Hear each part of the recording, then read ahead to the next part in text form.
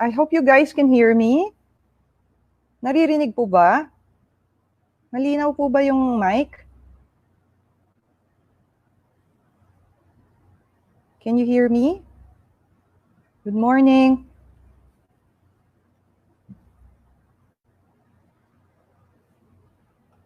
Wait, how do I press pala the moving? How? Okay.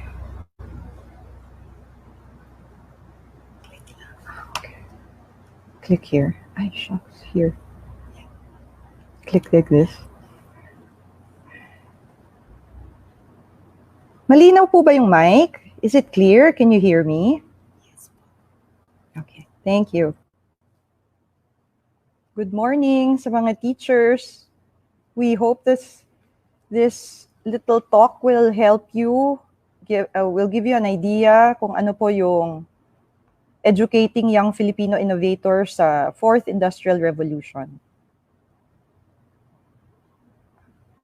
At kung ano po yung Fourth Industrial Revolution, sasabihin naman po natin eh.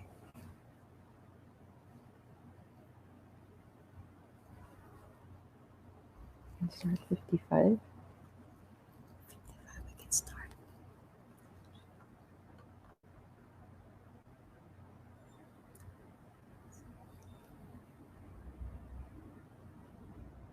Sige, naririnig na po. Ano?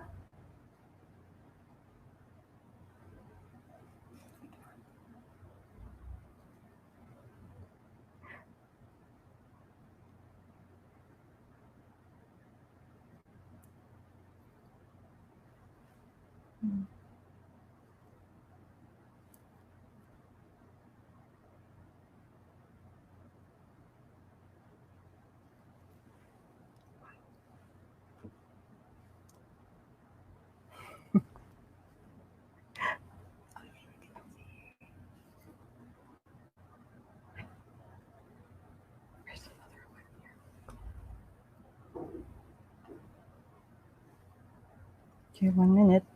Good morning po sa inyong lahat. We are about to start in 1 minute. Intense po, kasi mahilig po akong magsalita. Sana po hindi kumasya sa oras po.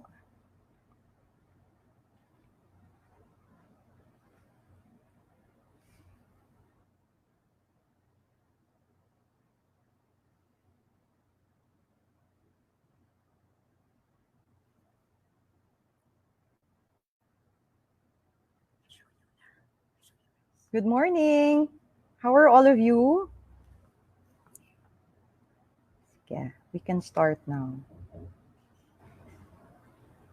So, the title of our talk today is Art Science Thinking, Educating Young Filipino Innovators in the Fourth Industrial Revolution. Good morning po sa inyong lahat. So my name is Corinne. You can just call me Corinne Romabiles. I think my name appears on screen. So actually, ito po ay kwento ng kung ano po yung medyo nangyari sa akin as a student. And then, being a student, I'm still learning what innovation is about. Sa tingin ko po kahapon, when I was thinking about my journey towards discovering what innovation is about, I realized that hindi po siya completely online. Hindi po siya completely online. At yun na nga po ngayon, kailangan po tayong mag-antabay na po sa pag na tayong lahat ay matuto kung paano po tayong mag-teach online. But later on, you will find out in my slides that educating young Filipino innovators would need a different kind of teaching, mentoring of young Filipinos. So we can start. How do we actually create innovators? This is how I liken it to be, the experience po of actually helping young Filipinos to be innovators. It's like teaching them how to make a halo-halo. Because the world today, if you are to innovate, you'd have to face these three factors. There's design, business, and technology. At ayan po, medyo maliit lang po yung mga letters, but you could see like the interaction of all these fields, no, in technology, design, and interactivity, human values, lahat po sila ay nagpa-participate sa buhay ng isang innovator. And if you can see that red dot in the middle is a product. No? That person is a product, that red one, is a product of technology, business, and human values. So it's a tall order to be an innovator. All these ingredients would have to take part in your education. No? All these ingredients, from the beans to the gelatin. Pero may scientific procedure po yung pag-educate ng mga bata. But unfortunately, we do not have really a manual for it, especially for Filipinos. But there are experiences of parents, teachers, and mentors, even employers, on how to mix all of these factors in the life of a young innovator. So pretend that the halo-halo is the young innovator. No? So he has a leche flan on top and all those other ingredients. And then later on, you will get to see that, you know, things are falling in its place in terms of his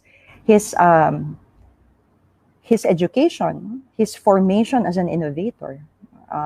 His values are there, his business sense, his tech prowess, and then, of course, this whole idea of him being a designer. No? And so here's our innovator now. He can actually define what he wants in life. No? Like, these are my talents. No? I'm good at speaking. I can actually imagine products, and I can actually be an entrepreneur. No? So that is the complexity of a young innovator. No? It's just like the halo-halo. And that young innovator has arrived in what you call the fourth industrial revolution. In fact, innovators, I think, will arise from the fourth industrial revolution, considering the creative constraints.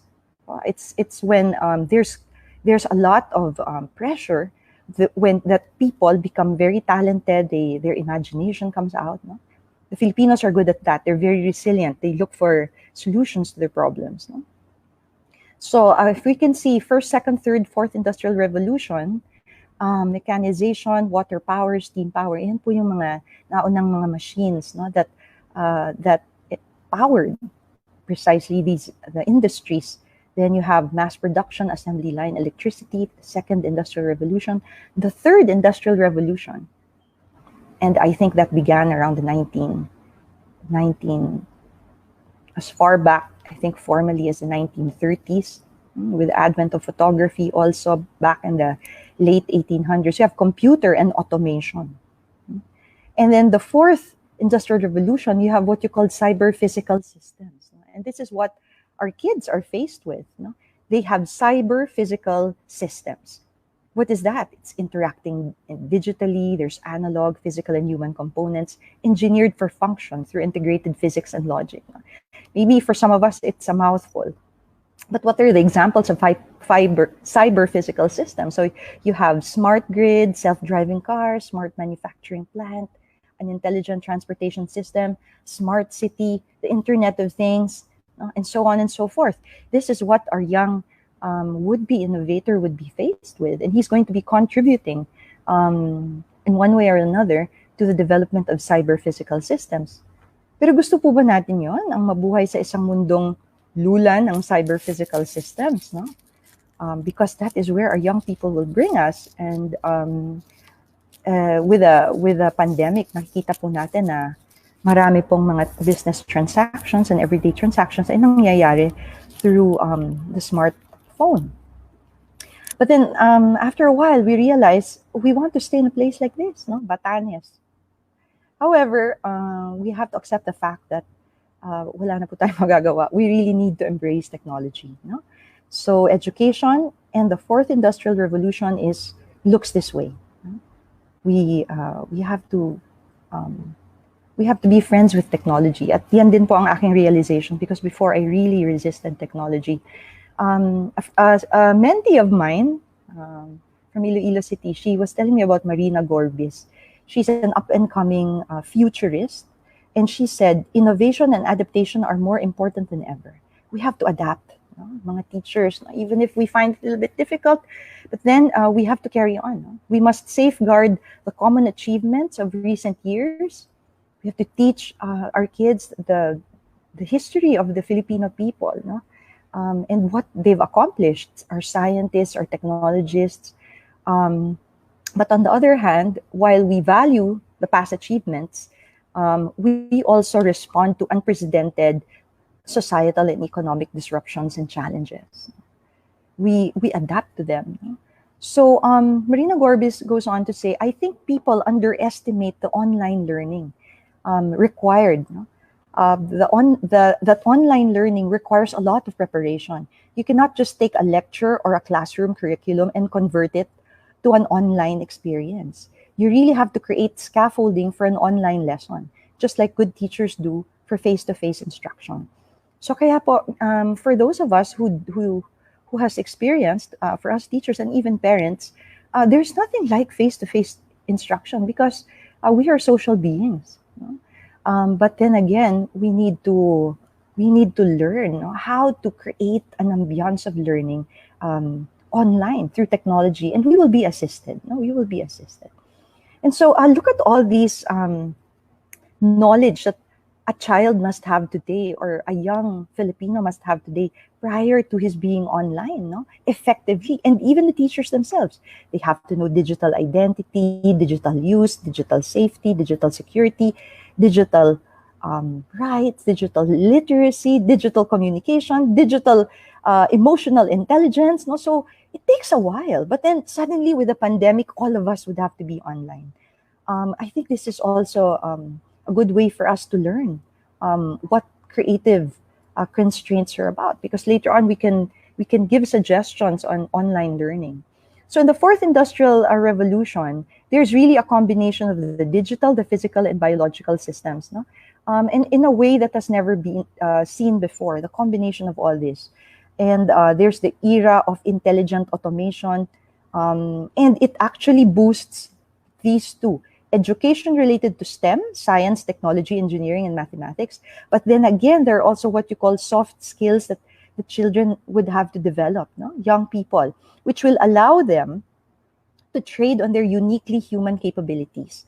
So the fourth IR, as the World Economic Forum surveyed these world large economies, they found out how technological advances are likely to change the job market, no? But CEOs actually were not really so keen on STEM and digital skills. What they really desired were these skills: creativity, critical thinking, and collaboration. This is what came out of the World Economic Forum. They want human skills that are important as ever, such as human value, no? Non-cognitive character, meaning it's behavioral character skills, no, that a person has. This is what school directors were thinking, no? So if it's not really highly technological, then they have to be more humane, no? This is what CEOs are looking for, no? So with the knowledge that artificial intelligence is fast developing, students will increasingly need to demonstrate the skills that robots do not have.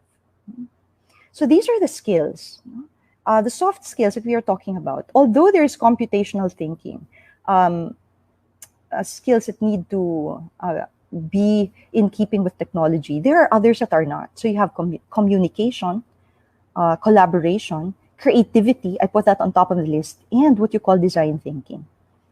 Pasensya na po, but in the beginning, I am going to show these concepts, and later on, I'm really just going to be rattling off examples. No? So the fourth industrial revolution, nagkaulit po yung RI ko, industrial IR, no? Is it also what you call the post-Google age? Yes. No? Before, we were with the information age. You can Google anything. But today, what is really needed is for people to be able to put together what they see in Google. There's just so much information that they should be able to figure out some kind of new concept out of all this disparate information. So we are in what you call the conceptual age. What is this new idea that I'm bringing in? So we are moving from an economy and society built on the logical, linear, computer-like capabilities of the information age, no? To an economy and a society built on the inventive, the empathic, and big picture capabilities. This is what you call the conceptual age. Inventive, empathic, with big picture capabilities. No? So the left hemisphere is it's very much in keeping with all this computational thinking. It's sequential, logical, and analytical, no? Like the mathematicians, scientists. But what is also called for is the right hemisphere of the brain. It's nonlinear, it's intuitive, and holistic. So these are qualities of inventiveness, empathy, joyfulness, and meaning. So believe it or not, friends, this is also what is needed among our students, no? That they are inventive, that they are empathic, joyful, and they bring meaning, no, to lives of other people. This is what the young innovator will be. He is highly conceptual and he is high touch. These are the 21st century skills that is very important in an age of abundance, no?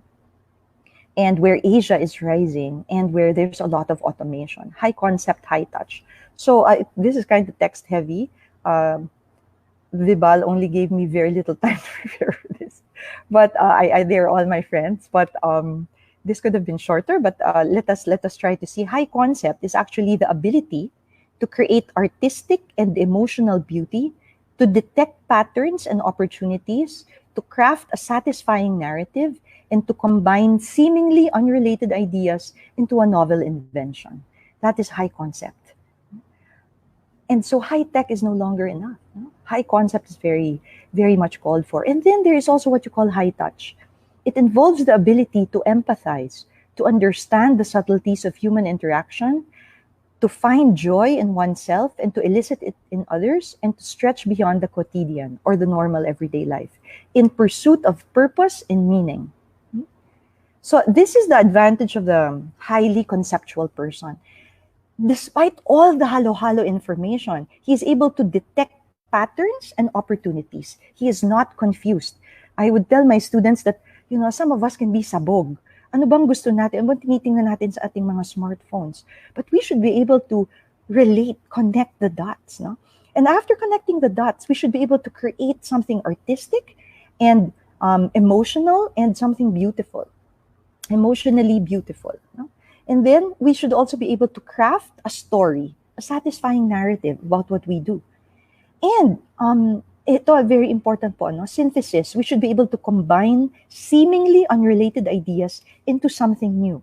Why? Because our student with hypermedia, everything that they see, like in the landing page of a website, there's sometimes they don't know what to do, but they should be able to see in one glance of the interface something that will make sense to them. No? And this is what you call synthesis, to combine seemingly unrelated ideas into something new. And this is where we are, from agricultural, industrial, information to the conceptual age. But actually, today, I think the agricultural age is also, coming through. Since we're all trying to get our share of the farm goods, which is also good. I think agricultural age is very much in keeping with the conceptual age. And so this is how it is. No? But I would like to put the farmer now with the person in front. No? In fact, all of these walking persons would have to be in an innovator.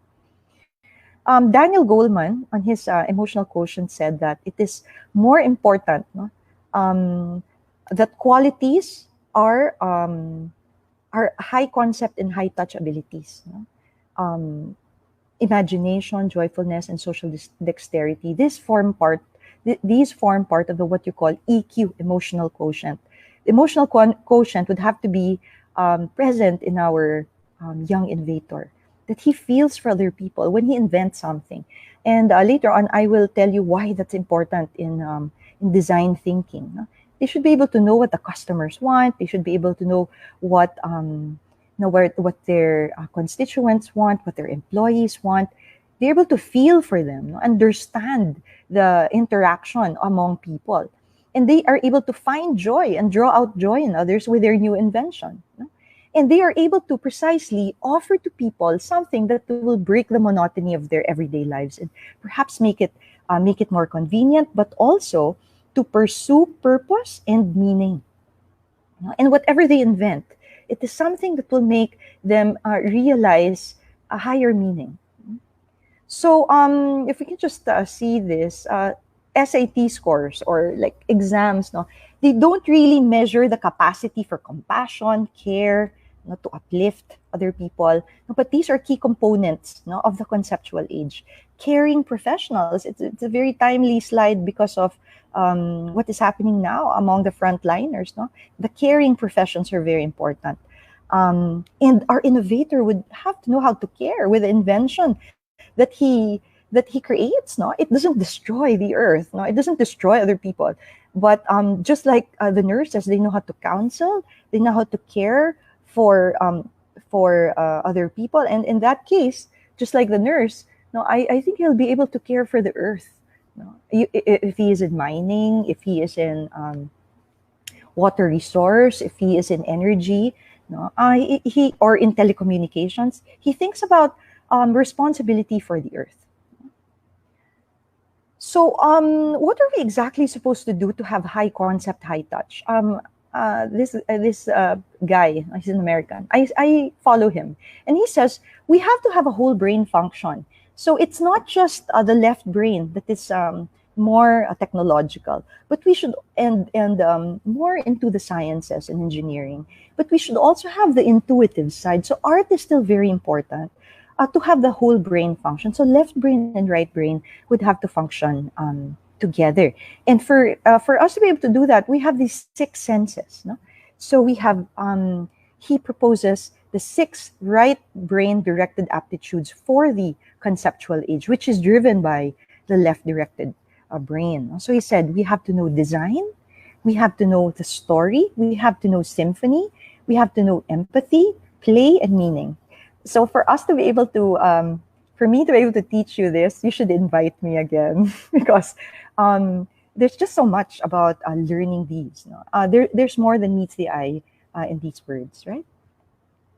So now I'll just show you pictures. I hope, I think you're tired now of the text, and show you how I personally had tried to apply this in my life so that I can also innovate, learn innovation, so I can pass it on to my young innovators. No? It's very experiential, my journal. No? So I call it my art science journal, and I started as a multimedia teacher. I was resisting the computer, but in the end, I realized that the computer can actually magnify your imagination. It can also very much oil your creative capacity. No? So there was a time that I was teaching among artists, digital artists, but I was already trying to get nervous because I didn't really know much about the computer. So what I did was, so that I can keep up with the technology, I had field work in the Silicon Valley. So I was able to go to Google and Intel. I also, at the same time, tried to get into my artistic sense. So I studied in a fashion school called the Academy of Art in San Francisco, where I was also doing my research on Philippine art. And at the same time, in 2015, when I visited the Art Science Lab of Harvard and the Innovation Lab of Harvard Business School and the Case Western Reserve University's Think Box, all of these are engineering laboratories, science laboratories. Thanks to my employer, no, Mapua, they were able to facilitate my visit of Case Western Reserve University. I visited engineering school, and I saw their innovation lab. So they have all the prototyping tools there, testing tools. However, the art science lab and innovation lab of Harvard are only ideation tools in the United States. And then later on, they proceed to test and to prototype and test their young innovators' invention. The teachers are always with them in other parts of the world, like France and England. No? And I witnessed that. And at the same time, 2015, I still went into my study of art in branding and visual merchandising. In 2018, I went back to the Silicon Valley. I was there. I was so glad to have been mentored also by Dado Banatao. He's a Mapuan. I had another mentor. It's important that young innovators have mentors, even if they're my age. No? How these professionals are able to help us navigate, no, around a highly complex world of design, business, and technology. So so there's a lot of mixing of my field. So if you see, there's science, tech, and then there's art. So I was delving into Google, Intel, and all this because I didn't want to be left behind by my students. So I did a lot of observation in these places. No? There's a lot of research work, also like observation, and then I was looking into human and computer interaction. And then I was also looking at design, programming, and business, all happening in the Silicon Valley, in Google, in Intel, in many other, and in Facebook. I remembered just checking it, and even Pixar. I mean, I was really just passively observing. But in Google, I was able to get inside the place. I was invited there. So, due to this, I was able to come up with a course that integrates all this, and I passed them all to my students. No? Right now, I'm also teaching the graduate students, and I would share with them my own experience of this research, combining design, which is heavy in art, and business, and then technology. Technology, which is heavy with science also, and computational thinking. No? So this is where my life begins with forming Young Innovators. So if you could see the picture, this is actually a mix of multimedia students and young engineers. No? These people are in their third year.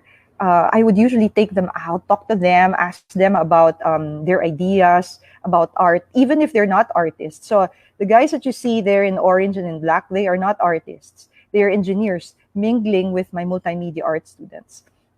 We'll first tackle art, since I'm a multimedia artist. So this mix of art and science, you will see in what I'm doing. But we'll first tackle my life in art. So this is my life in art. I display in malls. No, that's my art. I worked for SM. I worked for souvenir shops. I displayed merchandise. No, so this is what I studied in San Francisco: how to display goods. No. I worked for Jag, Levi's before, and boutiques and all that. And I thought, how could this help in my job as a multimedia artist? So this is where the school where I went to. It's very exciting. You learn from professionals in branding, advertising, no. And I'm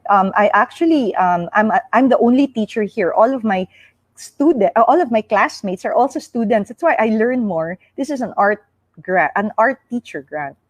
So I learned a lot from them. And this is our teacher. He's an advertiser, one of those innovators of advertising in the United States, in San Francisco specifically. I am here with Taiwanese students. In 2015, I went back to Academy of Art.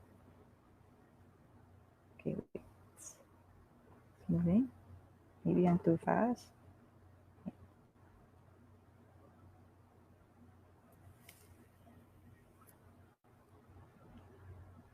Not responding. Sorry, everyone. Let's just wait for that.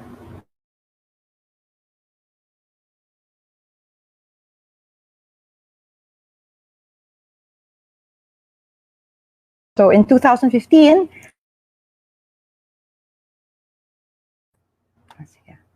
yeah, thank you.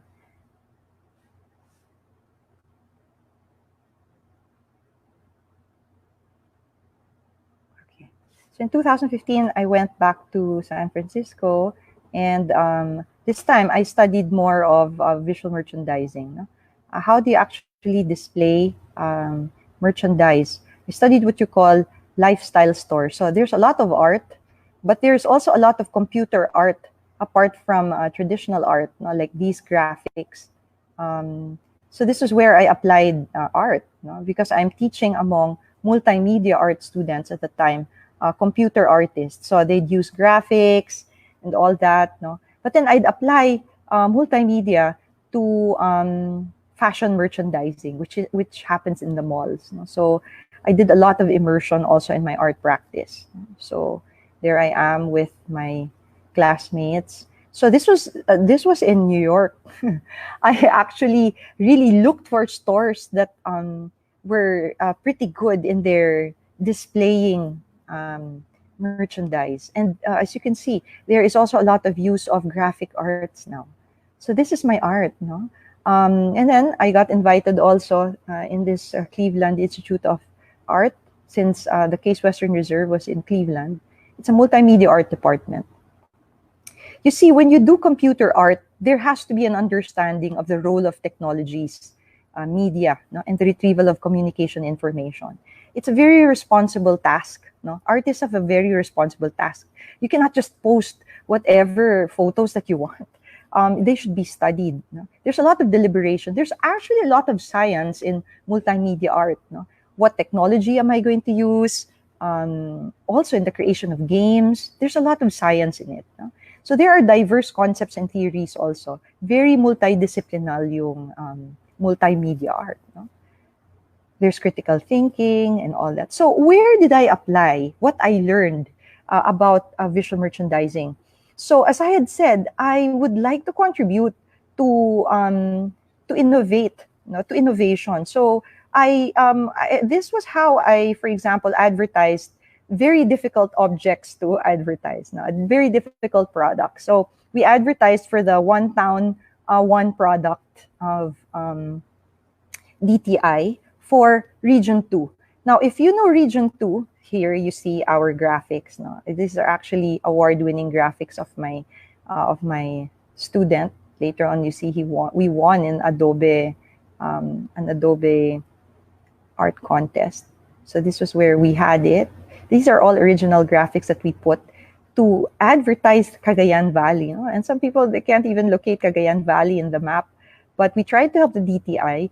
The photos that we use were actually also from our class, from our classmates. And we do actually a lot of experimentation. It's like that when you're an innovator. A lot of success, a lot also of failures. But you keep on experimenting. What would be good? So in this case, we were actually asked to display a farmer's market. See? And we have to display fruits and vegetables. No? It's very difficult. All this whole gamut of things that you need to fix, not just like information that you need to put together. No? So this was how I was really learning what you call design thinking, critical thinking, how to put goods together such that buyers will like them. There's something to do with visual intelligence, and also intuition. How to put all these goods together is not easy, especially po pag nagbagsakan sila galing po sa Nueva Ecija, for example. All these baskets, I say, how am I going to be arranging them in the same way that I saw them arranged when I was observing the stores in the United States? What about these baskets? What about this bigas? What about these bottles? No? So actually, all these bottles, all these farm goods arrived all isang dagsaan po. No? At medyo mahirap, pero we're able to organize ourselves. No? Me as a visual merchandiser, it was very much a challenge. No? And then this is actually my student helping me with the props for Region 2. Actually, Region 2 is more of like rice crops, no? And we had to display these things. There, siguro we can. Medyo heavy po yung ating pictures. So all these arrived. We had to fix them, put them together, so that people will appreciate all these products. No? This is what you call visual merchandising.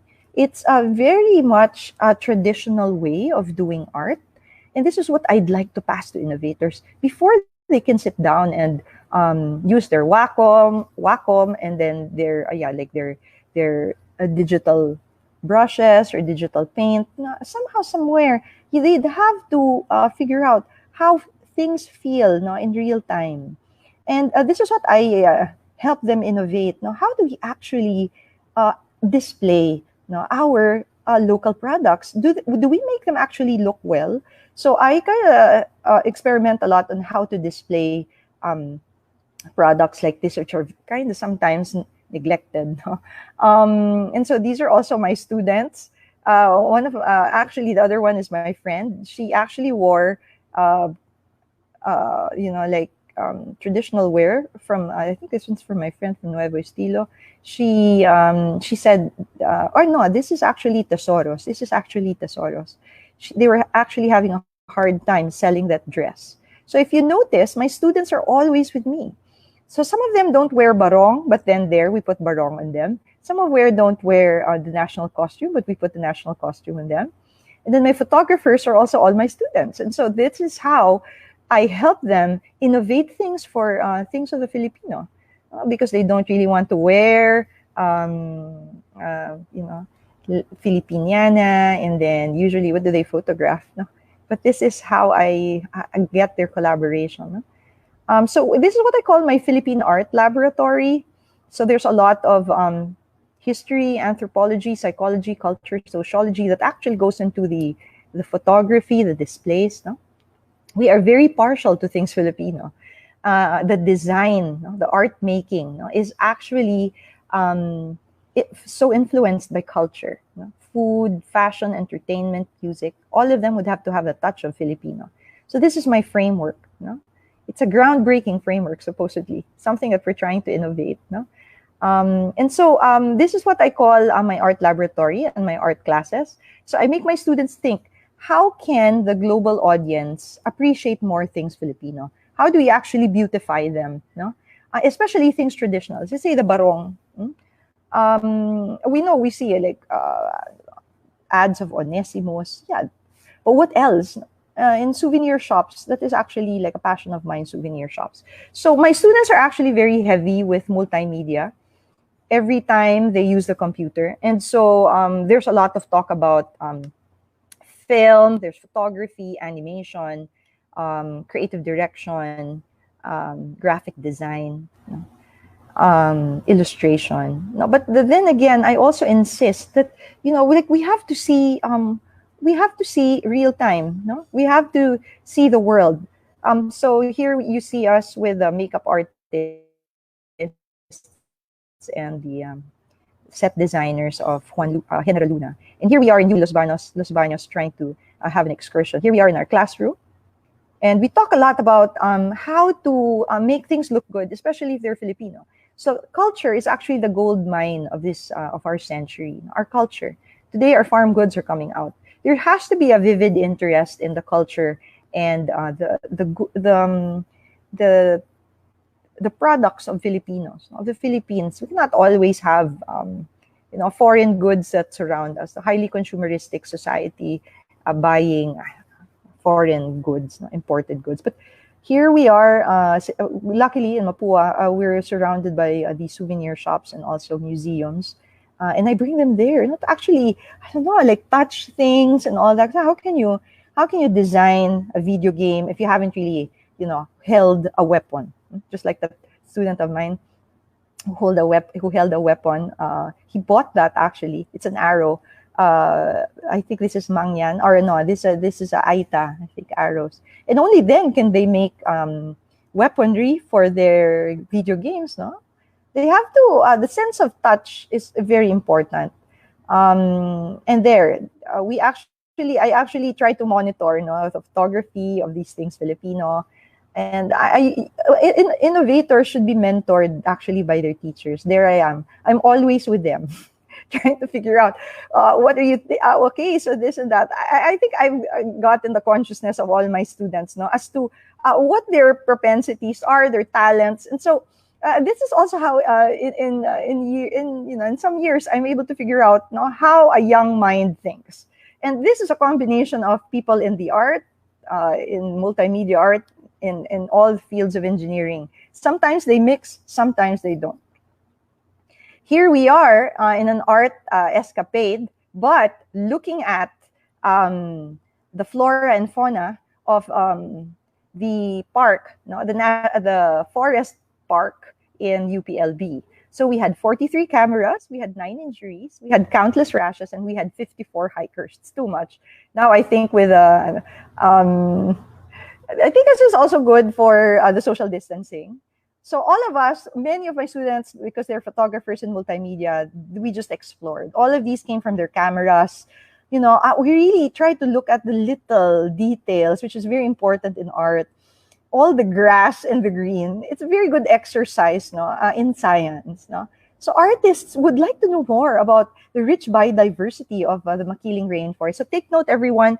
What I brought here to see some kind of like a scientific ambiance, no, the Makiling rainforest, UPLB, are photographers. No? So this is how I mix art and science, as I was saying earlier, as we had said in the title of the talk. So there we are, exploring, and I'm always there, trying to see what they think, what do they think about their photography, and all that. Always monitoring. So as I had mentioned, innovators would always have to have a teacher there. In fact, innovation, a young innovator's mind is already honed at home. So here I say a quote: the difference between art and design is that design is all about answers. Usually design already mixes business and technology. But art is very philosophical. It actually asks questions. Now, they don't answer questions, they ask. Sometimes I ask them, what do you see in a painting of Fernando Amorsolo? And they say, we see farming. Okay, yeah, but what else? And then I try to pull out the tongue and I say, don't you think these are paintings that have to do with our heritage, our history? And so we go through these. Multimedia art students would see these with me in Philippine art history. It's very important that young innovators would have to know their roots, no? Their historical, social, and the cultural meaning of their art objects, so that they can innovate, no, about them. For art, multimedia artists can be through their photography. It can be through their animation. So innovation is not just the machines, but we're also talking about other fields, like in art. No, these days we've been mixing art and health through our graphics for the DOH. And so the kids would really, the innovators would really need to be schooled in history, schooled in their tradition. No? And this is when we have a sense of civilization. No? And not say, makaluma na yan, it's a thing of the past, these paintings. No, but this is our heritage. This was how our forefathers looked. The historical imagination is triggered. No? How the Tagalogs, the Visayans, were dressed before. No, so some of my students had reinvented these figures actually. Vicente Manansala is a mix of modern also and traditional. We look a lot at Vicente Manansala, and I asked them, what about these baskets? How can we innovate them among photographers, graphic designers? So here is an example of some of their innovations in Philippine art. So do you see this basket? So they actually photoshopped it there, but then they give it another look. Why do baskets have to be in, I don't know what we say, markets? No? They're beautiful. No? And I'm not saying markets are not beautiful. No? But you see, baskets can also be looked at another perspective. So this is Photoshop. This is martial arts, and so they all did this by themselves. This is photography. The virgin coconut oil before. These are actually products that we had along some time in the past. Today, virgin coconut oil is more packaged better, no?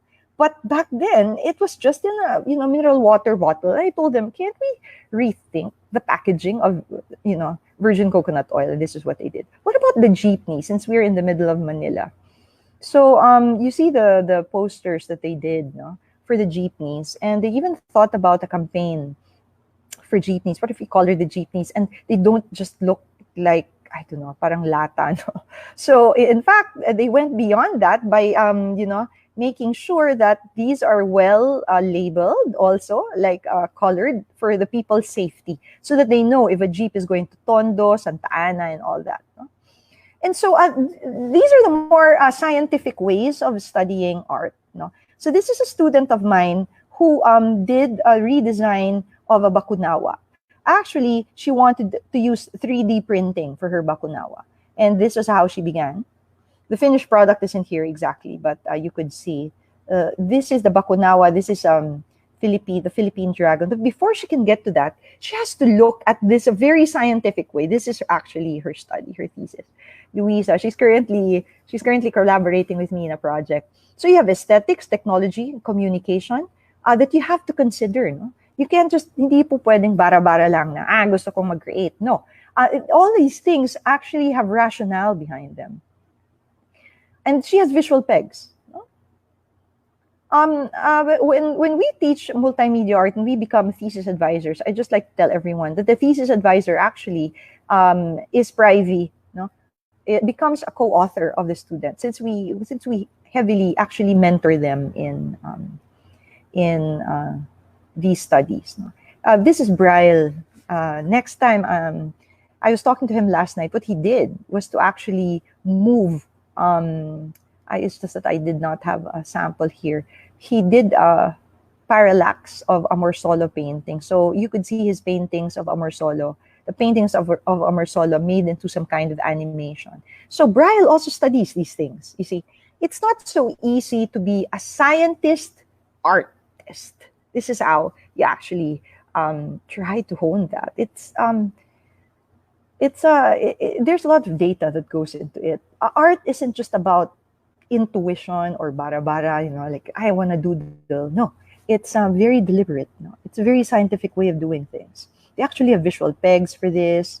Here's another mentee of mine. She wanted to do a website campaign for the Mangyan tribe, and she had to study.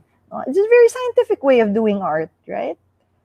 And lastly, for this art segment, this is actually also a passion of mine. Why do we do a lot of like distinguishing of things Filipino? Because every day in our smartphones, there's a mix of cultures, and sometimes our innovators are lost.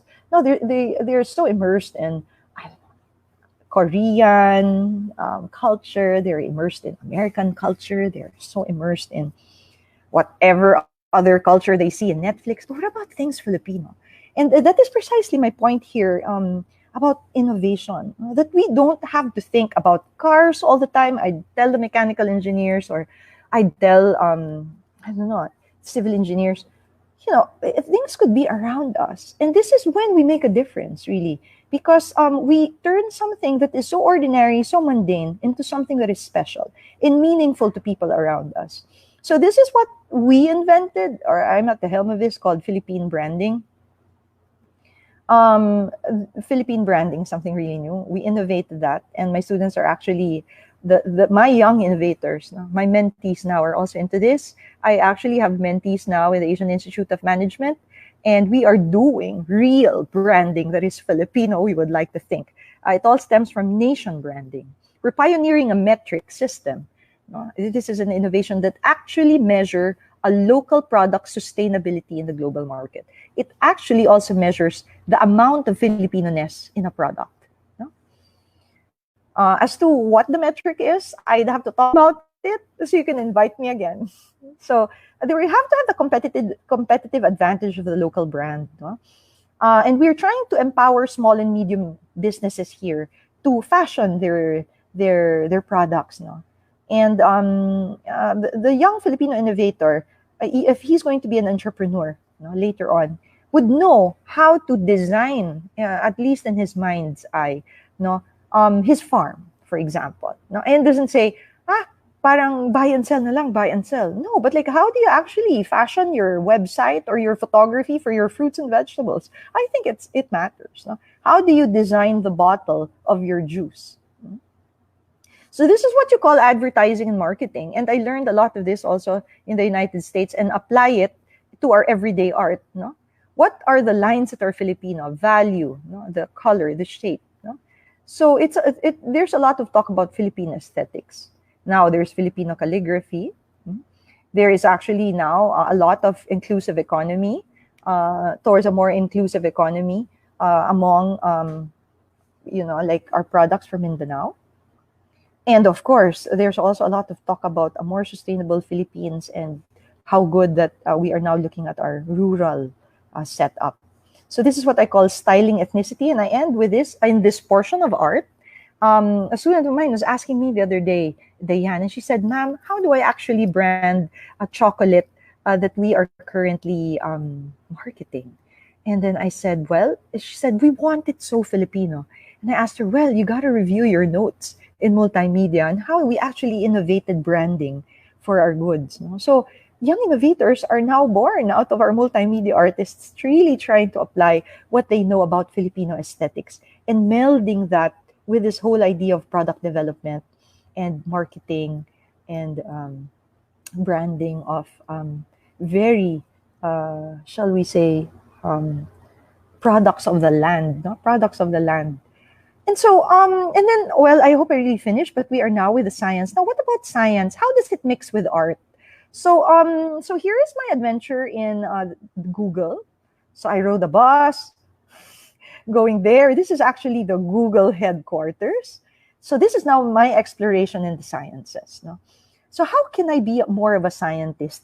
No, as an artist, how can I be more of a scientist? So I was looking into the Google Science Art Fair. And this was in 2012, everyone. And there's already this girl designing a mobile compatible telemedicine system. You know? And she, I think, look at that, a young girl, I think of 16, you know, trying to invent something that will actually measure or that will actually monitor the heartbeats of persons with cardiovascular diseases. No? So this is the Google Science Fair, and these are actually the some of the winners. No? This young girl talked about the global neural network cloud service for breast cancer, and these kids are actually just in their teens, and this is her device. No? How can she help patients with breast cancer? So this is me around the Google office with a Filipina industrial designer. She was actually my contact. She toured me around Google. This is back in 2012, everyone. I didn't even know what that green thing is. And they said, "Oh, miss, that's an Android, a representative of an Android." I didn't know what that was in 2012. So this is Google. I usually just go by train, looking at these things in the Silicon Valley and eat very little. And then there's a time, thanks to Mapua University, I was able to go to an engineering laboratory. And I also observe this part of my field work. It's what you call the think box. It's a lab to be able to quickly prototype and test engineering innovation. Okay, so here are some classes I observed among young engineers in the US trying to innovate normal everyday products. I also went to MIT, the museum of MIT. I did not have any exchanges there, but there's a lot of art happening. I talked to a lot of teachers and also some students in Cambridge, where these Ivy League schools are, and asked them about what they actually produce. In Harvard University, I was able to go to and meet these people. No? This is in the Innovation Lab of Harvard Business School. This is Tony Wagner. I told you about him. And he said that creating young innovators really starts with parents engaging their kids at home, the teachers, the employers. No? How adults in the lives of profiled young innovators in his book were nurtured, their creativity and imagination by their families. No? And they learned a lot through their failures and perseverance. Their parents are backing them up. And then one good detail in the book says that these innovators are actually able to identify a pattern. No, he was able to identify a pattern among these kids, no? That they actually do a lot of playing. They have passion when they play around with ideas. No? That's why we have to set free our kids, no? Bring them to the mountains after the ECQ, and then try to see what their passion is, and then lead them to a particular purpose. And this is how innovators are born, with play, passion, and purpose. As you can very well see here, there is already some ideas that come out in terms of skills for fourth industrial revolution. Collaboration is very important. Problem-based multidisciplinary learning instead of specialization, really. Instead of risk avoidance, there's trial and error. No? Instead of consuming, there is creating. This is the innovator, the one who creates, and that doesn't buy all the time, no, but creates things for himself. And there's a lot of intrinsic motivation also on the part of kids who create things that matter. And that is the title of the class I attended in Harvard Engineering. You see, there's the teacher, Dr. Edwards, and he's here with the students. He's listening to their inventions. This is an invention of a water filter for people who don't have a lot of water. But with the biochemical engineer, he is able to fashion a water filter based on the human kidney. He is in partnership here with an architect and a computer engineer. So as we can see here, there's already a lot of collaboration for them to be able to produce their products among varied students from varied courses. So you have a scientist, you have a computer engineer, and you have an artist here, architect. So this is the fourth industrial revolution, when you don't have one specialization, but a lot of specializations conversing with each other. And so I saw these in the art science lab of David Edwards in Harvard Engineering. He toured me in his cafe. This is where they invent new types of food. I couldn't really buy this, it's quite expensive. He invited me here because I was challenging him that if his art science lab and art science cafe are so sophisticated, can he be able to solve the problem of a super typhoon like Yolanda? So this was in 2014. And then immediately he invited me to see his lab. And it's a good thing I got sponsors to bring me there. Teachers are poor. We're not so, we don't really have a lot of pamasahe to travel abroad, but I usually get some grants. And so that is how I'm able to see this innovation lab of the Harvard, because of this kindness of Dr. Edwards. I also got to see UC Berkeley, got to talk to an anthropologist there, a scientist. And so this is what I call now my idea factory. I tell my students, for you to be an innovator, just like Benjamin Franklin, you don't really have to have gadgets and tools immediately, like you want to have an Apple, a computer, and all that. No, not necessarily. But Benjamin Franklin didn't have anything. He didn't have a computer, but he was also an author, a printer, a political theorist, a postmaster, a humorist, and all that contributed to his being able to come up with these scientific ideas: the wave theory of light, meteorology, traction kiting, concept of cooling, etc. But he is not just a scientist. He is also a lot of other things, and Albert Einstein too. Albert Einstein also loved music, for example. Einstein was very much likened to Picasso. Picasso invented a lot of his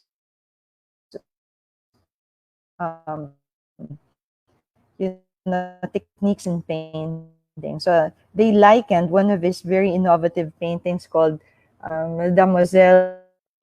Is it okay? And the theory of relativity of Picasso. So there's really this whole idea of the author trying to connect the creative brain of an artist scientist and a scientist artist. I hope Engineer Hudilia will not mind, but I put him here also. Here is our very own robotics inventor. He is also our innovator. Engineer Hudilia actually would go through lengths to involve himself in art. Here he is trying to study or trying to make, a scientific study about sunken objects from galleon ships, and in cooperation with the National Museum. So there you go, art and science blended. Sometimes when my students are resistant to art, I first give them a lot of fractal geometry and design. That mixes a lot of science with art. But my recommended readings are actually very heavy in art. I bring them to museums to actually see. These are also, some of them are, I bring some engineering students to museums, and sometimes they say, oh, we can't figure out what these are about. And then I tell them, ay nako, ang pangit sa edit ko makapit, You really need to see unedited works of artists, no? Famous artists like Michelangelo, Leonardo, and all that. And then I explain to them what art is about among these engineers and tell them that there is what you call the beautiful. No? And some of them, they say, oh, the beautiful, and then they look at the girls. No, but the beautiful isn't just about the girls. The beautiful is about things around them. So what is beautiful gives pleasure to the senses, but also exalts the mind. There was a question, what do engineers, technopreneurs, scientists, and businessmen think about art in the Silicon Valley? This is what you call design thinking. It's one of the soft skills that a young innovator should have today. And there's a lot of these happening. Empathy, defining, ideating, prototyping, testing. It's a classic way of innovation. But the Silicon Valley innovators, I realized, are steeped in art. No? They cultivate a lot of their artistic sensibilities, regardless of their profession. They are designers. No? They say good design is a Renaissance attitude that combines technology, cognitive science, human need, and beauty to produce something that the world didn't know it was missing. So scientists, engineers, people in tech actually also have this whole challenge to fuse their science with art. And these are examples of that. IBM design thinking now is to transform from an engineering and sales culture to a design thinking culture. So it's design thinking is a creative problem solving method. No? The designer's toolkit, like he uses empathy and experimentation as part of his tools. No? It's a very human-centered approach to design thinking. So we don't just think about robots. No, we are automated people. No, that all we think about are machines. No?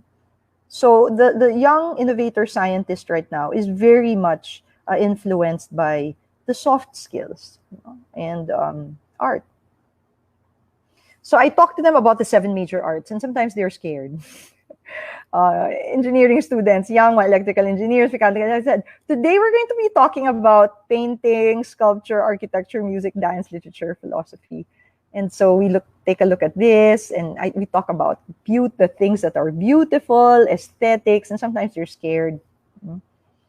So I tell them, what can be beautiful outside can be sometimes thought of as ugly in the mind. So what are the dynamics of the beautiful? Sometimes we say that they are relative. It depends on what your taste is about. Beauty is in the eyes of the beholder.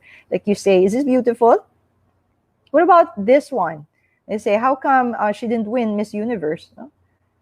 Or are these beautiful? No? And then there's a lot of this in art that we see. So we look into philosophy. These engineers are now challenged. We say beauty is within the subject and not the object. That's Immanuel Kant. What is this about? Do you like this or this? So there's a lot of critical thinking that is happening in class. So all of these soft skills are actually addressed. Creativity. Creativity is very much oiled. That is the goal here. How can these students learn from art? And the scientists, how can they learn from art? So there's a lot of exam that I give. That I like this painting. Why do you say that? This painting is beautiful. Why? So I talk to them about the judgments of taste. And so after that, we hope to have had visual intelligence. The importance of seeing what matters. What are you looking at? The mastering the fine art of observation, the mysteries of perception. So we see a lot of abstract drawing, also computer art, and also art from historical artworks from art movements, the Bauhaus, especially the industrial designers. They like this theaterams. But engineers, I show them this. Fashion photography, for example, doesn't always have to be colored. Less is more, according to Peter Lindbergh. I show them this, and sometimes they just stop. And actually, art has to do with a lot of reflection. So young engineers reflect a lot on this idea. Photography is of different kind. No to selfies and Instagram. This photographer would say. You take a look at also other industrial design from other countries. Alessi, for example, has has a store in BGC. So these mechanical engineers, electronics engineering, ECE, civil engineers, they don't just look at, I don't know, their chemicals all the time or something gray. I make them look at other beautiful things. No? And it actually influences them. Kenneth Copeland, for example, is an industrial designer slash furniture designer who is influenced by the Gumamela, for example. Here's a Filipino from Cebu. So there's also a lot of talk about Leonardo Da Vinci. Let me just hurry here because it's almost time. I show them this whole relation to these scientists of math with paintings. The vanishing point that Leonardo da Vinci would do. Very calculated frames. Or I show them the Nike of Samothrace. And they say, do you know where you get this? You actually get it from here. And then all of them are now curious. No? We take a look at Shakespeare's poems. We take a look at Symphony No. 5 of Beethoven. No, engineers need this to precisely refine the taste, for example, or give them a sense of creativity, taken from history, from the Egyptians. You tell them, tell us exactly what you see, and then analyze, the principles of art and all that, and then what is the artist trying to say? By looking at this, evaluate this art. And so they talk about it. This is me. It's my passion to actually write things. I keep a journal. So I also asked some of my students, so I'd like to show you here. Many of them are still into traditional art, as you can see here. Yeah. So there are very nice works of art here by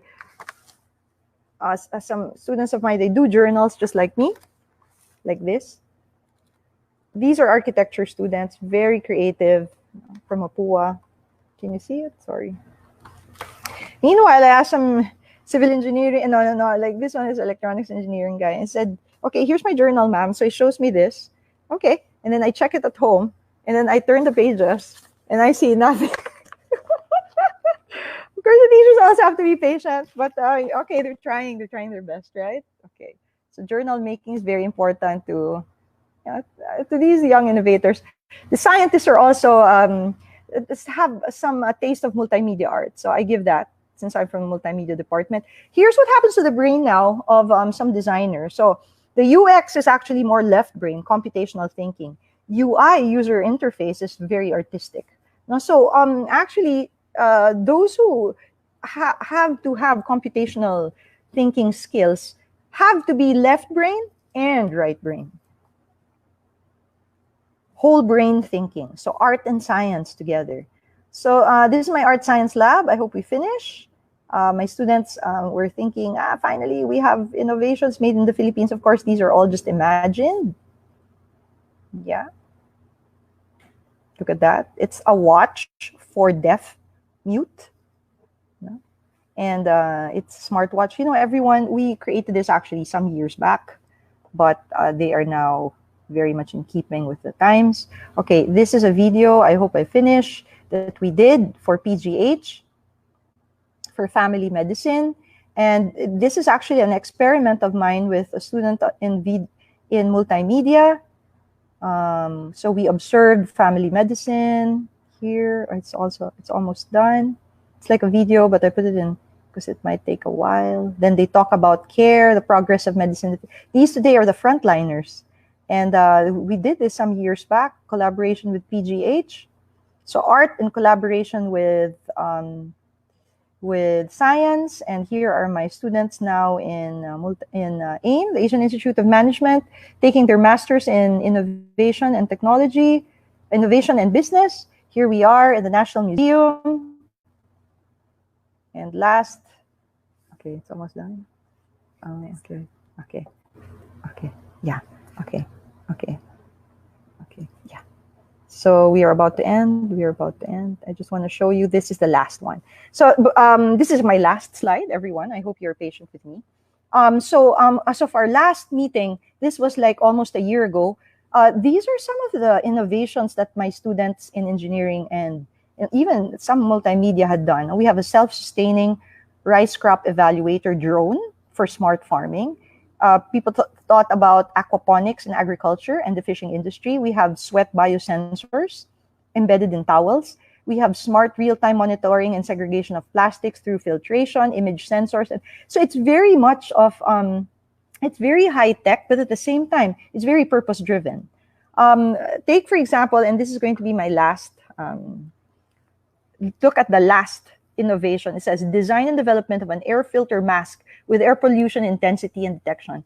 I'd like to end with this, but we innovated the PPE, we innovated the mask a year ago, even before the pandemic, just concentrating on things that matter. No? What do we innovate today? What kinds of products? So this is how I end. And we see here that innovation really has a lot of promise in the Philippines. If only we are able to lead our students to see more of the world, to see more of people that need help, and use the creative capacity, whether they're engineers, scientists, technologists, or artists, to make a change in the world. Today, this is our group. And yeah, I was not able to finish. You should invite me again. The end. To get your digital certificate, everyone, you can do the following steps. Watch and share today's live learning session and use your key takeaway with @learn as 1PH as your caption. Take a screenshot of your post. Send the screenshot to Vibal Facebook page through PM so we can give you your certificate. I hope you learned some things today. Thank you.